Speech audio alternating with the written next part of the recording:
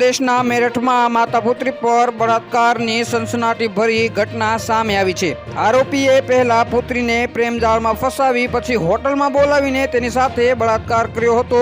તે દરમિયાન તેણે તેનો અશ્લીલ વિડીયો પણ બનાવ્યો હતો। ઉત્તર પ્રદેશના મેરઠમાં માતા પુત્રી પર બળાત્કારની સનસનાટીભરી ઘટના સામે આવી છે। આરોપીએ પહેલા પુત્રીને પ્રેમજાળમાં ફસાવી પછી હોટલમાં બોલાવી તેની સાથે રેપ કર્યો હતો। આ દરમિયાન તેણે તેનો અશ્લીલ વિડીયો પણ બનાવ્યો હતો। આ વિડીયો ડિલીટ કરવાના નામે પીડિતાની માતાને પણ બોલાવીને તેની સાથે પણ બળાત્કાર ગુજારવામાં આવ્યો હતો। આ પછી તે બંનેને પોતાની હવસનો શિકાર બનાવતો રહ્યો, તેમની પાસેથી પૈસા પડાવતો હતો। આખરે મામલો પોલીસ સુધી પહોંચ્યો હતો। આરોપીની ધરપકડ કરી છે। એસએસપી રોહિતસિંહ સજવાને જણાવ્યું કે આરોપીનું નામ સલીમ અંસારી છે।